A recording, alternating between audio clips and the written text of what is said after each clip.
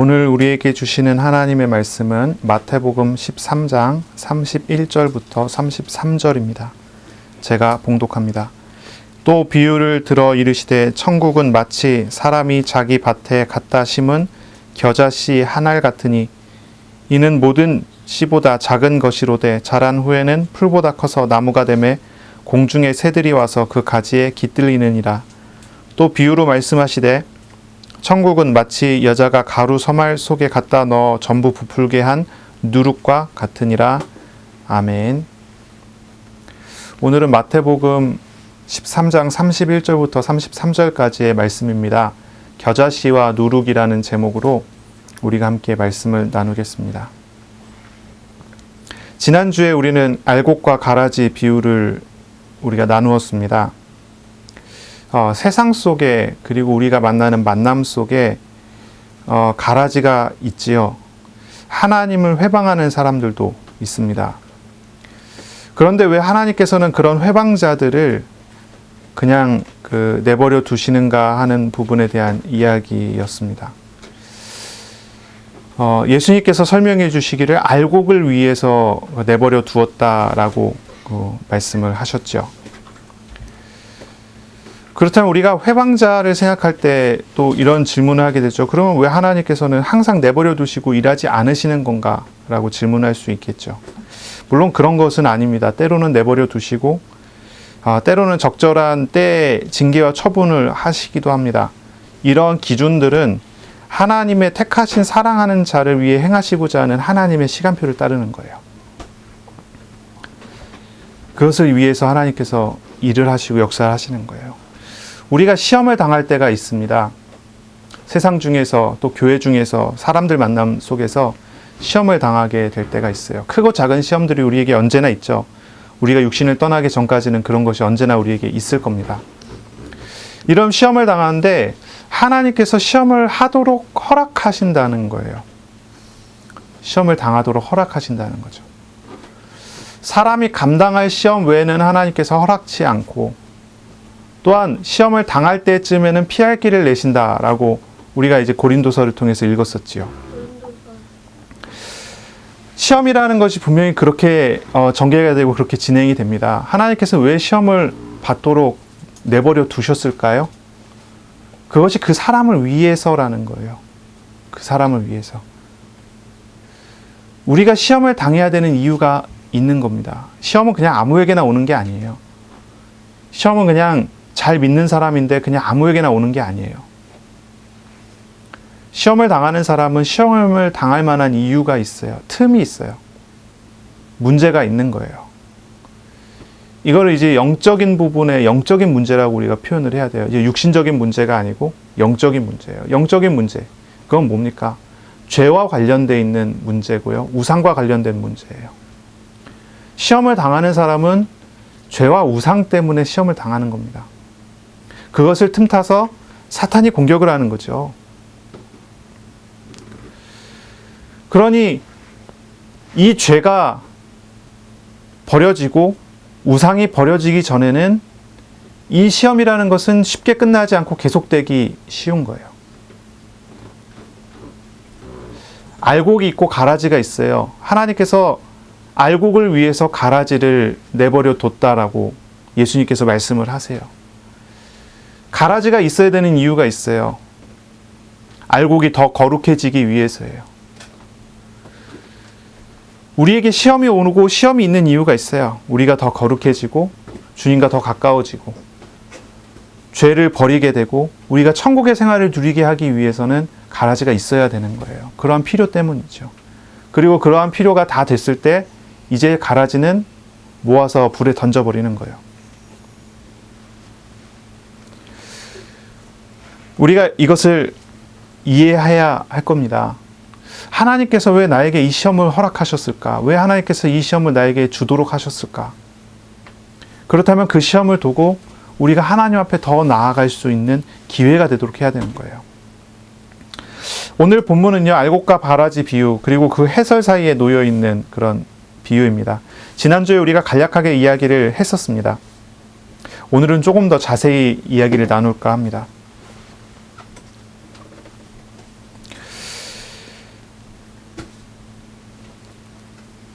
가라지를 그대로 내버려 두면 알곡에게 뭔가 피해가 있을 수 있지 않겠습니까? 이러한 질문을 할 수 있잖아요. 그렇죠? 근데 이 질문에 대한 적절한 비유이고 적절한 대답이라고 생각할 수 있겠어요. 이제 알곡은요, 가라지에 신경 쓸 필요가 없습니다. 왜냐하면 하나님께서 지키신다는 것을 알기 때문입니다. 하나님께서 만들어 가실 것이기 때문입니다. 가라지에 신경 쓰기보다는 하나님 나라에 신경 써야 하는 거예요. 하나님의 나라는 당장 보기에는 보잘것없어 보일지 모르겠지만 영광스러운 결과로 나아가는 것이 하나님의 나라라는 거예요. 이런 질문을 해야 합니다. 가라지와 의미 없어 보이는 싸움을 계속할 겁니까? 라는 질문을 해야 돼요. 아니면 하나님의 통치에 순응함으로써 누리게 되는 100배의 결실을 맺는 천국을 향해 나아갈 것인가 하는 질문을 해야 돼요. 두 가지 중에 어떤 싸움을 해야 되겠습니까? 가라지에 얽매여서 진흙탕 싸움을 할 것입니까? 아니면 가라지는 내버려 두고 하나님께 맡겨놓고 이제 천국을 향해 나아가는 100배의 결실을 향해 나아가는 싸움을 할 것입니까? 이런 관심을 가져야 되는 거예요. 우리가 신앙생활 현장에서 나가는데 시험에 얽매여서 시험에 묶여갖고 거기서 쓰러져 버릴 수가 있어요. 그런데 하나님께서 주시고자 하는 은혜는 그런 목적이 아니잖아요. 그렇죠? 시험을 허락하셨던 목적은 그런 게 아니에요. 시험을 통해 우상과 죄를 다 버려버리고 오직 그리스도 앞에 나와서 천국을 참된 천국을 누리도록 하시는데 하나님의 방향이 목적이 있는 거예요. 그러니 천국의 제자 됐고 하나님 나라의 자녀된 우리들은요, 참된 것을 향해 나아가야 되고요, 참된 것을 찾아 나아갈 수 있어야 되는 거예요. 외부적인 어떤 문제가 우리에게 일어난다 하더라도 그것을 바라보며 우리가 발판 삼고 천국을 누릴 수 있는 대로 나아가야 된다는 거예요. 겨자씨와 누룩의 비유는요, 한마디로 얘기한다면 하나님의 나라가 이러한 축복으로 나타난다는 것을 보여주는 거예요. 제자들은 현실적인 한계를 보고 있는 상태입니다. 현실적인 한계. 제자들은 이제 바리새인들의 박해를 눈앞에 보고 있고 돈이 없고 먹을 게 없고 이제 거할 곳도 이제 생활할 장소도 없게 된 그런 상황을 눈앞에 보고 있는 거예요. 이제 본격적인 박해가 시작되기 직전입니다. 모든 분위기를 이제 다 봤어요. 제자들은 예수님을 따라다니면서 말씀을 들었어요. 하나님의 나라가 왔다는 것을 들었어요. 하나님의 나라가 선포된 것도 봤어요. 그런데 현실은 어떻습니까? 현실은 암울한 거예요. 먹을 것이, 입을 것이, 쓸 것이 답답해지는 그런 상황이 됐어요. 이제 막 박해가 시작이 되면 어떻습니까? 이제 당연히 유대교에서 출교가 될 거고요. 이제 유대교에서 출교가 된다는 얘기는 그냥 왕따가 된다는 정도가 아니라 완전히 가족과 친척과 모든 사람에게서 외면당한다는 뜻이고요. 이제 암울한 결과가 보이는 거예요. 먹을 것도 없고 쓸 것도 없고 살 것도 없고 어디에 가도 이제 환영받지 못하고 배척당하게 되는 그런 상황이 이제 눈앞에 보여요. 그런 상황 속에서 현실적인 한계 속에서 예수님께서는 정확한 말씀을 제자들에게 주세요. 알곡과 가라지. 그리고 겨자씨와 누룩. 이게 천국이다라고 이야기하는 거예요. 천국이다. 현실적인 한계에 낙심할 수밖에 없는 제자들에게 주신 분명한 메시지예요. 보잘것없는 현실이고요. 유대인의 공격, 예수님의 유대인과의 대치 국면이 이제 나오죠. 여러 현실적인 어려움들이 계속 오고 있어요. 낙심할 만한 상황들이 계속 되는 겁니다. 이런 상황 속에서 예수님의 말씀은 천국은 작은 겨자씨 같다는 것을 이야기하시는 거예요. 이 현장과 이 상황을 우리가 보면서 이 말씀을 우리가 봐야 합니다. 우리가 이 성경을요, 이 겨자씨와 누룩 성경을 잘못 읽으면 잘못된 해석을 할 수가 있어요. 역사적으로 이것을 잘못된 해석을 한 사람들이 좀 있었습니다. 이거 잘못된 해석을 하면 어떻게 되냐면 성장주의가 되는 거예요. 성장주의. 진보적인 사상을 갖게 되는 거예요. 진보적인 생각을 갖게 돼요. 진화론적인 낙관주의를 갖게 돼요. 이게 잘못된 해석을 하면은 그래요. 이 겨자씨와 누룩 비유는요, 진보를 상징하는 게 아니에요. 시작과 끝을 이야기하는 거예요. 시작은 겨자씨지만 마지막은 큰 나무다라는 거예요. 이 비유에서는요, 발전이나 진보, 성장에 관련된 어떤 언급도 없어요. 이 비유는 진보와는 상관없는 대수롭지 않은 시작을 이야기하고, 그러나 창대한 최종적인 영광으로 이어지는 하나님의 나라의 시작과 끝에 대한 말씀이에요. 진보가 아니고요. 그런데 이 성경 구절을 이 진보로 읽은 사람들이 있어요. 거기에 갖다 붙인 사람들이 있어요. 일명 우리가 19세기 자유주의 신학이라고 하는 그런 사람들이에요. 유럽에서 19세기라고 하면은 아주 뭐랄까요? 희망찬 미래를 바라보는 사람들이에요. 산업혁명이 일어났고, 시간이 갈수록 세상과 사회가 발전돼 나가고, 지식적으로도 많은 진보가 일어난다고 생각하던 그런 시기예요. 데카르트부터 시작된 이성주의가 계속 발전을 했고요. 그래서 결국은 세상이 뭐라 그럴까요? 유토피아가 될 것이다라고 생각하는 거예요. 이대로 가면은 모든 게 다 좋아질 거다. 그런 영향 속에서 우리가 잘 알고 있는 헤겔의 진보 철학이 있죠. 헤겔 그러면 뭐가 생각나십니까? 전혀 모르시는 분도 있지만 죄송합니다. 어쨌든 이제 정반합이라는 게 있어요.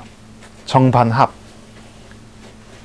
지금이 있다면 지금에 반대되는 게 있고, 지금과 반대되는 것을 합쳐갖고 더 진보하는 것이 나온다. 그러면 거기서 합쳐진 거에서 또 반대가 나오고, 그리고 이것이 또 합쳐져갖고 진보하는 게 나온다. 그래서 정반합해서 이걸 변증법이라고 하는데, 이런 변증법에 의해서 세상은 점점 발전하고, 정치도 발전하고, 사회도 발전하고, 모든 것이 다 발전한다는 거예요. 19세기에 가장 영향력 있었던 철학자 중에 한 명이에요, 헤겔이.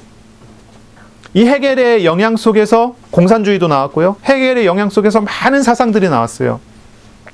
이 사상은 다 뭘 바탕으로 하냐면 진보주의를 바탕으로 하는 거예요. 세상은 점점 더 좋아질 것이다. 이런 영향들이, 이런 방향들이 교회 안에서 똑같이 일어나는 거예요. 이게 19세기 자유주의 철학이라고 하는, 자유주의 신학이라고 하는 그런 무리들이 나왔어요. 그래서 성경을 해석을 하면서도요, 결국 그런 거예요. 이 사람들은 대표적인 후천년주의자들인데, 결국은 이대로 유토피아가 형성된다고 생각하는 거예요. 천국이 이 땅에 그대로 온다는 거예요. 계속 발전하다가 천국이 된다는 거예요. 그런 생각을 했었어요. 최고로 기술이 발전해 나가고, 사상도 발전해 나가고, 모든 것이 발전해 나갈 때 천국이 비로소 오지 않겠는가. 그런데 어떻습니까? 지금 이 세상이 천국이 됐습니까? 벌써 2세기가 지났잖아요. 19세기였는데 21세기잖아요. 천국이 됐습니까? 천국이 되지 않았죠.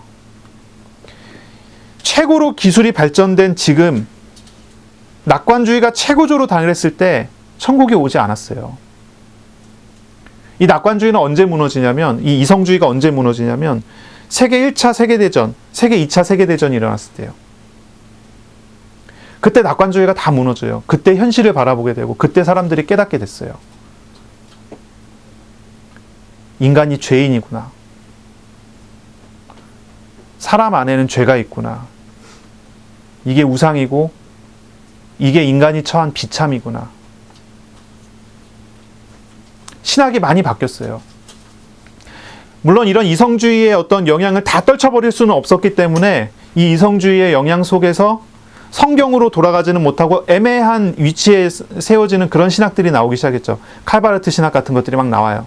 신정통주의라고 하는 신학들이 나와요. 이 사람들은 이성주의를 버리지 못하니까 실존주의라는 걸 가지고 끌어들였어요.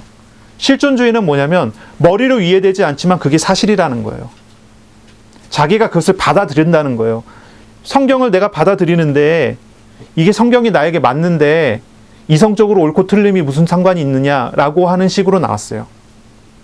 물론 우리하고는 많이 다르죠. 우리는 성경이 하나님 말씀을 믿고 우리가 성경을 따라갑니다. 성경에서 이야기하는 것을 받아들이고 성경에서 멈추면 멈추죠. 근데 이 사람들은 그 당시 20세기에 이제 나타났었던 그런 신학자들과 교회들은 이제 이성주의의 영향을, 계몽주의의 영향을 다 버리지를 못하니까 이제 그런 식으로 타협하는 중간쯤 위치한 이상한 신학들이 나오기 시작을 했죠. 이제 이건 신학의 역사에 관련된 부분인데 잘 모르셔도 됩니다. 중요한 건 이런 부분이에요. 진보한다고 하는 모든 이론들은 다 무너졌습니다. 아직도 이 진보를 믿어서 이것을 가지고 적용하는 사람들이 나와요. 이제 현대적인 또 다른 적용들이 나와요. 그게 뭐냐면은 이제 미국에서 온 몇 번 언급했죠. 번영신학이라는 거예요. 번영신학. 예수님 믿으면 진보하게 된다는 거예요. 예수님 믿으면 진보하게 된다는 거예요. 그래서 교회를 두고도 이야기할 때 이제 성장주의가 나오죠. 교회가 세워졌는데 교회가 성장하지 않으면 잘못 믿었다. 이렇게 얘기하는 거예요. 또 개인들 두고서 이야기하는데 개인 사람들이 예수님 잘 믿었으면 반드시 성공하고 부유해지고 번영하게 된다는 거예요. 그렇지 않았으면 잘못 믿었다. 이런 또 다른 형태의 진보주의들이 막 나오기 시작을 했어요. 이게 지금 이제 현대 교회에 나오는 내용들이에요. 이런 진보주의의 특징들은 뭡니까? 이런 진보주의의 특징들은요, 죄를 얘기하지 않는 거예요. 우상을 말하지 않아요. 대표적인 사람이 미국의 레이트 우드 그 교회에 있죠. 조엘 오스틴이라는. 그건 죄를 설명하지 않고 죄를 말하지 않아요. 맨날 긍정의 힘이래요. 긍정을 얘기해요. 진보해야 되는 거예요. 계속 그렇게 나아가는 거예요. 지금도 갈수록 그것이 발전된다고 생각하고 돼야 된다고 생각을 하는 거예요. 그러나 현실적인 상황 속에서 인간이 하나님 앞에서 실상이 드러났을 때는 그것으로 나아갈 수가 없게 돼요.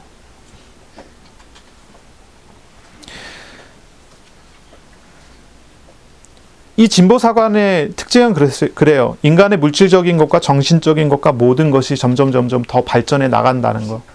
하나님을 믿으면 우리를 그렇게 발전시켜 나가신다라고 생각을 하는 거예요. 그런데 지금까지 역사는 이런 진보사관의 흐름 속에서 오지 않았고요. 물질은 발전해 나갔지만은 오히려 정신적으로는 더 피폐해지고요. 영적으로는 완전히 암흑기가 돼버렸어요. 역사가 우리에게 증명해 주는 거죠. 제가 보기에는요, 세상은 발전해 나가고 경제나 사회도 성숙해 나가는데 하나님 앞에서 인간이 죄인이라는 것은 더 분명해지는 것 같아요. 기술의 진보와는 별개로 인간의 영적인 문제는 해결되지 못하고 더 심각해져 가요.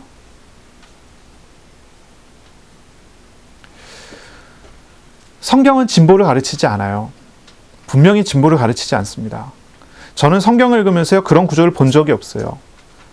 하나님의 나라의 성장은요, 이런 진보, 이런 육신적으로만 이해할 수 있는 그런 부분이 분명히 아니에요. 오늘 겨자씨와 누룩의 말씀을 보면요, 하나님의 나라가 분명히 자라나갔고요, 큰 나무가 되고요, 누룩이 퍼져갔고요, 퍼지는 부분에 대한 이야기들이 나와요. 하지만 이것은 육신적인 어떤 그런 것을 이야기하는 게 아니에요. 육신적인 진보를 이야기하는 게 아니에요. 하나님의 나라의 성장은요, 하나님의 뜻이 이루어지는 것으로 이야기하는 거지, 이거는 뭐 물질적인 팽창을 이야기하는 게 아니에요. 제자들 보세요. 예수님의 제자들, 예수님의 사역을 보시면 그래요. 결국 예수님께서는요, 작은 씨앗을 뿌렸을 뿐이에요. 그런데 나중에 큰 나무가 됐어요. 교회가 형성이 되고 교회가 세워졌어요. 그 이전에 한번 옛날로 돌아보면 그렇습니다. 하나님께서 작은 씨앗 하나를 뿌렸어요. 아브라함을 불렀어요. 그랬더니 이스라엘이 됐어요. 바다의 모래알 같은, 하늘의 별들 같은 그러한 민족이 돼요. 이 모든 것은 뭘 이야기하는 거죠? 하나님께서 하나님의 뜻을 이루어 나가시는 걸 이야기하는 거예요. 이 물질적인 성장이 아니에요. 이스라엘의 역사는 무엇입니까? 갈수록 창대해졌습니까? 그렇지 않습니다. 이스라엘 역사는요, 노예되고 포로되고 속국되는 역사예요. 진보한 게 아니잖아요. 그 속에서 하나님은 하나님의 일을 계속 만들어 가셨어요. 이스라엘 자체는 노예되고 포로되고 속국되는 역사였지만 그 속에서 하나님과 동행하는 사람들은 노예지만 노예가 아니었고요. 포로지만 포로가 아니었어요. 요셉은 노예로 끌려갔지만 총리였고, 다니엘은 포로로 끌려갔지만 총리였습니다. 이스라엘은 속국이 됐지만 그리스도께서 오셨습니다. 모든 역사와 모든 흐름과 모든 변화들은 그 속에서 하나님께서 하나님의 뜻을 이루어가는 쪽으로 가요. 육신적인 번영을 이루어주는 쪽으로 가지 않았습니다. 우리가 이것을 알아야 돼요. 하나님의 나라는 분명히 성장합니다. 그러나 이것을 우리가 육신적인 것으로 만들어버리면 안 돼요. 하나님의 나라의 성장은 하나님의 뜻이 이루어지는 것으로 전개돼요. 이러한 과정은 하나님 나라 백성들의 죄와 우상에서 돌이키는 회개의 과정을 필수적으로 요구해요. 왜 포로가 됩니까? 왜 노예가 됩니까? 왜 속국이 됩니까? 왜 우리가 시험을 당합니까? 왜 우리에게 하나님께서는 가라지를 허락하셨습니까? 그것을 통해 우리가 죄와 우상에게서 돌이켜 회개하고 하나님 앞에, 하나님 나라 앞에 온전히 서게 하시는 거예요. 그것을 통해서 하나님은요, 영광스러운 결과를 만들어 가신다는 겁니다. 하나님의 나라의 열매 맺음은 오직 그리스도의 의로움을 힘입어 열매 맺는 것이에요. 그러니 우리가 죄에서 돌이켜야 하고 우상에서 돌이켜야 합니다. 하나님 나라가 임한 사람은 하나님의 뜻과 시간표에 따라 부자가 되기도 하고 가난해지기도 합니다. 근데 부자가 된 사람을 바라보고 하나님을 잘 믿어서 부자 됐다 이렇게 얘기하면 틀려요. 가난한 사람을 두고 하나님을 잘못 믿어서 가난해졌다 이렇게 얘기하면 틀린 거예요. 시험을 당한 사람 바라보고 하나님 잘 못 믿어갖고 시험 당했다 이렇게 얘기하면 안 돼요. 시험이 없는 사람 보고 하나님 잘 믿어서 시험이 없다 이렇게 얘기하면 안 되는 겁니다. 하나님의 나라는 그런 기준에 따라 움직여지는 게 아니란 말이에요. 우리가 육신을 가지고 이 땅에 살아가는 동안에는 죽을 때까지 우리는 평생 시험을 당할 겁니다. 크고 작은 시험이 올 거예요. 우리가 육신을 떠나기 전까지는. 우리가 죄성을 버릴 수 없기 때문에. 그러나 그 속에서 하나님이 우리에게 향하신 하나님의 은혜를 우리가 누리면서 나가야 되는 거죠. 하나님 나라의 성숙한 백성은 어떤 사람입니까? 부자이든지 가난하든지가 중요한 게 아닙니다. 하나님 나라의 성숙한 백성은 시험을 당하고 있다, 시험을 당하지 않는다가 중요한 게 아닙니다. 하나님 나라의 성숙한 백성은 어떤 상황, 어떤 문제, 어떤 일들이 있던 상관이 없습니다. 하나님 뜻에 순종하는 사람이고 하나님을 의지하는 사람입니다. 하나님의 도우심을 의지하고 하나님과 함께하는 사람입니다. 그러므로 하나님의 백성은, 성숙한 백성은요, 하나님의 도우심 안에서 돈이 있던 없던 중요하지 않습니다. 그것이 휘둘리지 않습니다. 하나님의 도우심 안에 있기 때문에 평안하고 이 세상보다 더 큰 하나님의 나라의 행복 속에 거하는 사람이 됩니다. 광야의 이스라엘 백성들을 보셔요. 자신들보다 더 큰 민족, 더 큰 신체, 더 큰 군사를 가지고 있는 가나안 군사들과의 전쟁을 하게 되잖아요. 거기에 두려워합니까? 두려워하지 않습니다. 객관적으로 봤을 때, 합리적으로 봤을 때, 이성적으로 봤을 때 이스라엘은 전쟁에서 이길 수가 없습니다. 그렇잖아요. 차이가 엄청나게 나는데요. 이 사람들은 군사훈련을 제대로 받은 적도 없어요. 그런데 이 사람들은 전혀 두려워하지 않습니다. 왜 그렇습니까? 이 사람들이 이 광야에서 하나님의 도우심을 경험하며 하나님을 신뢰하는 법을 배웠기 때문이에요. 하나님의 나라를 누리는 방법을 배운 거예요. 그러니 두렵지 않습니다. 얽매이지 않습니다. 아브라함은요, 많은 걱정을 했어요. 처음에 하나님의 부르심을 받았을 때 작은 씨앗이었을 때부터 많은 걱정과 많은 염려 속에 있었어요. 그러니 시간 따라, 때에 따라 많은 시달림을 가졌죠. 반복적인, 계속적인 여러 시험들을 당하고 불신앙을 했었어요. 그러나 그러한 모든 과정 속에서 이 아브라함은 하나님을 알아가고 체험하고 경험하고 하나님을 의지하는 법을 배워요. 나중에는요, 이 아브라함에게 있어서 가장 소중하고 가장 중요하고 아브라함의 생명보다도 더 귀중한 것을 하나님 앞에 아무 의심 없이 거리낌 없이 드릴 수 있는 사람이 돼요. 이 아브라함의 믿음이 어떻게 성장합니까? 하나님을 신뢰하는 법, 하나님의 나라를 누리는 법을 배워갔기 때문에 그렇게 성장을 하는 거예요. 우리에게 있어서 시험은 그런 거라고 생각해야 돼요. 밭에 뿌려진 가라지는 그런 역할을 하는 거라고 생각하셔야 돼요. 이것을 우리가 봐야 해요. 오늘 본문에 보시면요, 겨자씨부터 조금 이제 설명을 해볼게요. 겨자씨는요, 세상에서 가장 작은 씨는 아닙니다.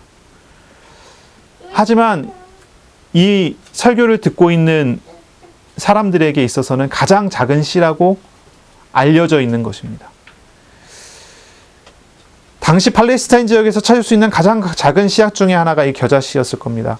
어느 정도로 작냐? 바늘 끝만큼 작다 이렇게 표현을 하죠. 바늘 끝만큼 작다. 예수님은요, 가장 작은 씨가 성장하는 것처럼 하나님의 나라가 처음엔 별거 아닌 것처럼 보이지만 크게 성장할 거라고 말씀을 하세요. 어느 정도까지 성장하냐면 가지에 새들이 깃들 정도로 성장한다는 거예요. 유대인들에게 있어서 새들이 깃든다고 하는 의미는 뭐냐면 이방인들을 표현할 때 이렇게 표현하거든요. 좀 부정적인 표현으로 쓰기도 하는데 에스겔서 17장이나 다니엘서 4장 같은 경우에 큰 나무가 형성이 되는데 거기에 이제 그 새들이 깃드는, 그러니까 뭐 이런 식의 표현이에요. 제국, 큰 나라, 제국을 이루었을 때 거기에 모여드는 작은 나라들, 이방인들을 표현할 때 그런 식으로 표현을 해요. 그러니까 천국의 성장은 뭐냐면 엄청난 크기로 성장해서 유대인들의 울타리까지 다 넘어서 이방인들을 위한 집을 제공할 정도가 될 거다라고 이야기를 하시는 거예요. 작은 시작이지만 결국은 그렇게 이루기까지. 이건 육신적인 의미가 아니죠. 영적인 의미로 우리가 보는 거예요. 하나님의 나라가 세워지고 구원받는 자들이 세워지고 나타나고 하는 그러한 과정들이에요. 누룩의 비유를 볼까요? 누룩의 비유를 보면요, 천국은 숨겨진 것처럼 보여요. 숨겨져 있는, 보이지 않는 거예요. 밀가루 반죽에 누룩이 섞여 있는 것처럼 숨겨져 있습니다. 숨겨져 있지만 온 세상에 퍼져나가는 거예요. 가루 서말은요 40리터 정도 된다고 하는데요, 한 100명에서 150명 정도 먹을 수 있는 빵을 만들 수 있는 양이라고 그래요. 아주 작은 분량의 누룩이라도요 큰 영향을 줄 수 있다는 것을 이렇게 표현을 하는 거예요. 제자들은 어떻습니까? 어부들, 농부들, 목수, 여인, 세리, 평판이 나쁜 사람들이 예수님을 따라다녔거든요. 유대인들이 봤을 때는 이 공동체는 뭔가 배운 것도 없고, 유대인들이 봤을 때 이 공동체는요, 뭐라 그럴까요? 좀 혐오할 만한 사람들도 모여있는 그런 공동체예요. 하지만 예수님께서는 이야기하시기를 제자들이 겨자씨 같고 제자들이 작은 이 누룩과 같다는 거예요. 그렇게 말씀하시는 거예요. 우리 주님께서는요, 그들을 통해서 전체를 변화시키는 하나님의 일이 일어날 것을 선포하시는 거예요. 유대인들에게 있어서 누룩이라고 하는 거는요, 뭔가 이렇게 악을 상징한다고 할까요? 그런, 뭐랄까, 이미지가 있어요. 악, 죄, 이런 걸 상징하는 이미지가 있어요.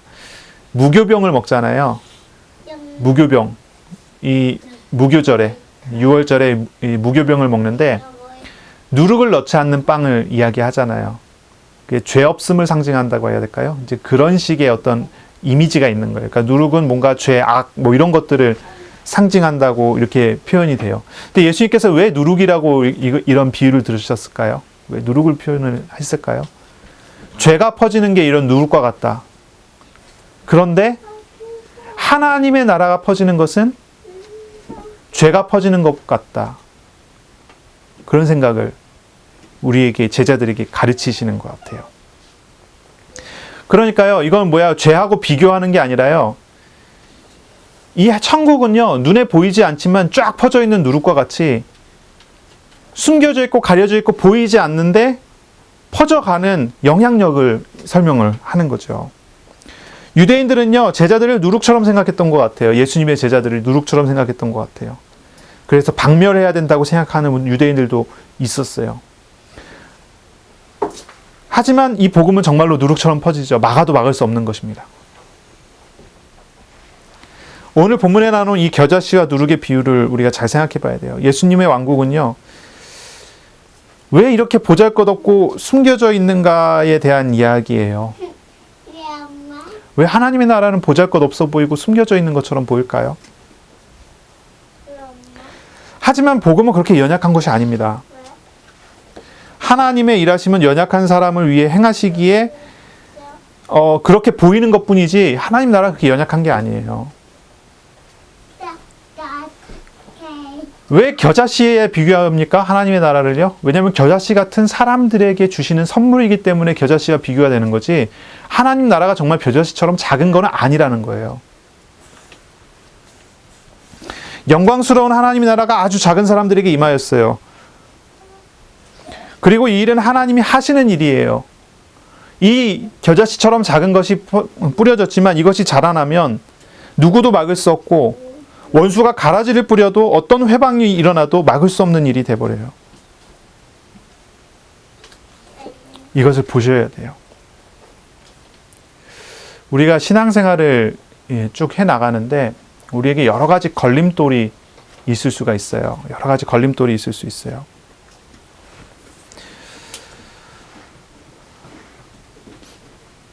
우리의 생각과 신앙이 좀 다를 수 있죠. 하나님이 하시는 일과 우리의 생각이 좀 다를 수 있어요.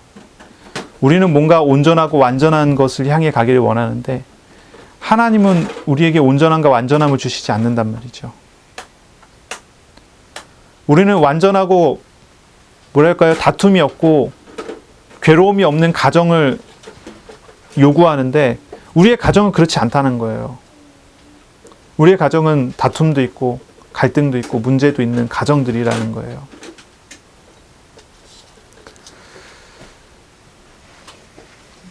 왜 그렇습니까? 그게 이 땅이라는 거예요. 이게 세상이라는 거예요. 그리고 하나님께서 왜 그걸 허락하십니까?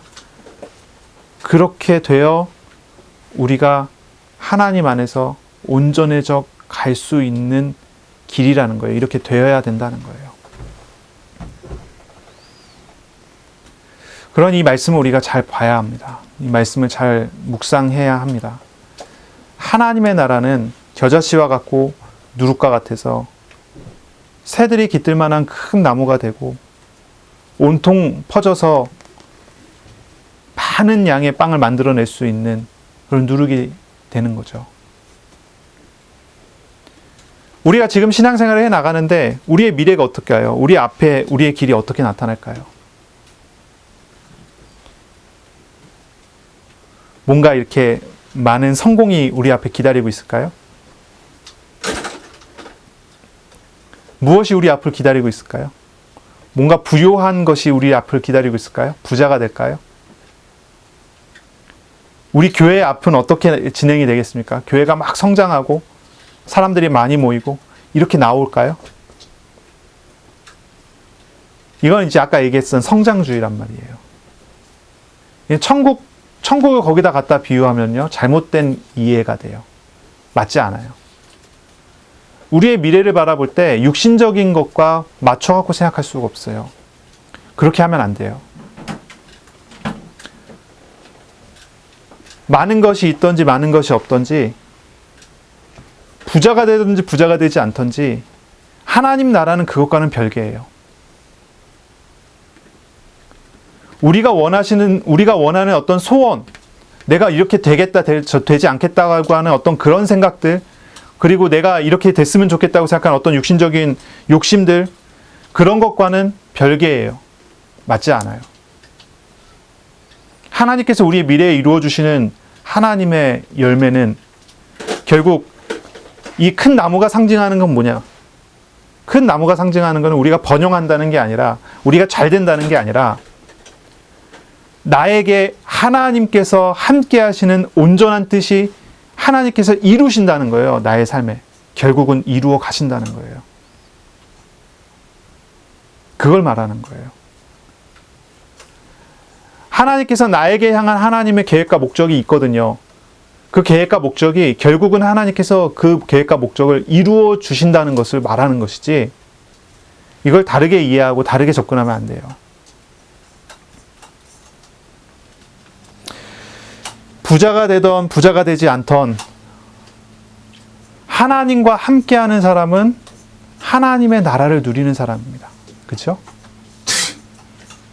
돈이 있어도 괜찮고 없어도 괜찮은 사람이 되시길 바랍니다. 하나님 한 분이 계시면 되는 사람이 되길 바라요.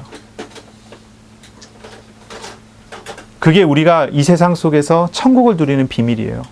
천국을 누리는 그런 발판이 되는 거예요.